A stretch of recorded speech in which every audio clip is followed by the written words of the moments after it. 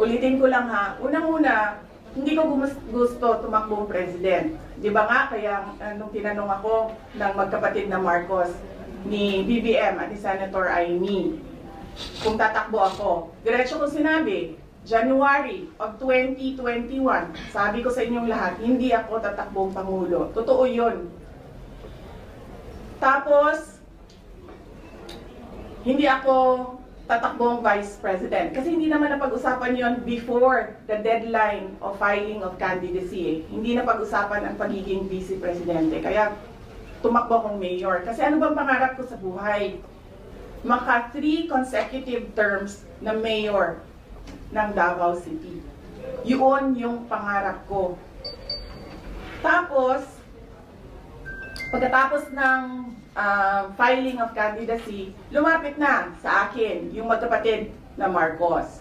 Sabi nila, hindi kami mananalo kung hindi mo tutulungan kami sa Mindanao at sa Visayas. Sabi ko sa kanila, okay, sige, dahil maraming big ticket projects si Pangulong Duterte sa Davao City, sa Mindanao at sa ibang lugar pa ng ating bansa na gusto nating mapatuloy. Kaya nga, di ba, tumakbo kami on the platform of unity and continuity na hindi natin nakikita ngayon na saan na yung mga big ticket projects. Wala na lahat. Unappropriated. So, pagpaalisin nila ako dito, or impeach nila ako, hindi kawalan sa akin ang posisyon na Vice President. In the first place, hindi ko naman gusto tumakbong Presidente. Hindi ko gusto tumakbong Vice President. Tumakbo lang ako dahil kailangan mapatuloy yung development projects sa Mindanao, sa Visayas, at sa Luzon.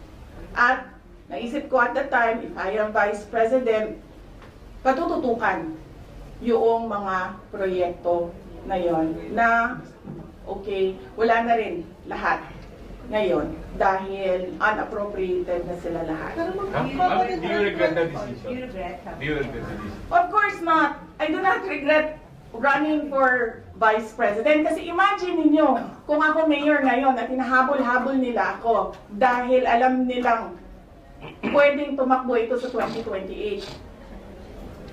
Diba? So yun naman, tatakbo bang pera? Tatakbo kami. Diba? So, bakit ko nire-regret yan? Hahabulin nila ako. Alam nyo, kahit matanggal nila ako as Vice President, hahabulin nila ako until the day na maupo sila sa 2028. So ano mang Ano? Ngayon na!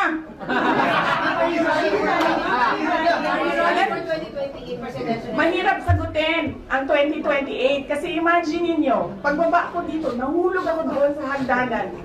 Diba? Namatay ako bukas. Sayang yung paghahanda ko. Sayang yung paghahanda ko. Dahil ang layo ng 2028. Dapat magplano for 2028 sa 2027 at fourth quarter ng 2026. But you have plans of being the next president? Wala akong planong ganyan. Despite yung harassment sa family mo. Yes, ma'am. Wala naman kami, ano ba sinabi nila, huwag kami matakot. Hindi kami takot. Hindi kami takot. Sumasagot lang kami sa kanilang mga atake sa amin. At gusto lang namin ipresenta sa taong bayan ang isang perspective na ginaganito kami dahil we are a threat politically and for power. Do you regret having a mark? Last question. Do I regret helping do you want to answer that question? Yes. Or alam mo ba ang sagot? And friends mo ba kayo Okay. sa Marcos? Senator Amy? Amy. Senator Amy Marcos? Magkaibigan naman kami. Last question. But do you regret having a But- Helping PBBM. Kasi ganito yun, sabi ko nga kanina eh. Inisip ko na yan eh. Sinabi ko kanina eh. Kung hindi naman ako tumakbong Vice President, mayor ako, hahabulin pa rin ako eh. Hindi nga natin alam kung sinong mananalo nun eh. Kung hindi ako tumakbong Vice President, hindi siya ang President, so likely yung isa ang President. Eh lalo na yun. Kita nyo nga doon, di ba? Tanggalin daw ang...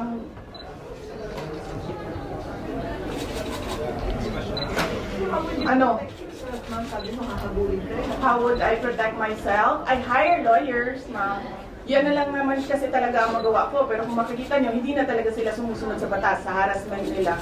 So, tatanggapin kung ano yung darating. Kaya sara-sara.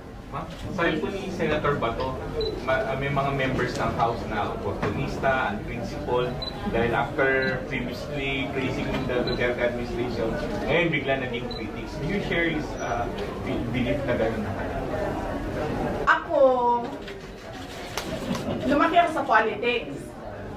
9 years old pa lang ako, mayor na ang father ko. So from 9 years old until today, wala akong ibang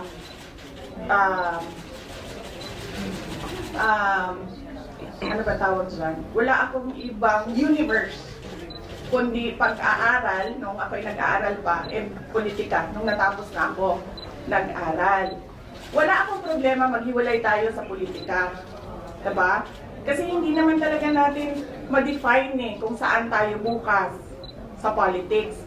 Kasi eleksyon ang ating mga public officials dito may eleksyon eh hindi natin alam kung saan tayo papupunta bukas. Wala akong problema. Maghiwalay tayo lahat, dyan kayo lahat, dito ako mag-isa. Ang hindi ko naggugustuhan ay yung pambabastos. Yun. Pwede naman tayo maghiwalay sa politika Huwag lang maging bastos. Thank you! Mas Jojo. Mas una, Mas Jo.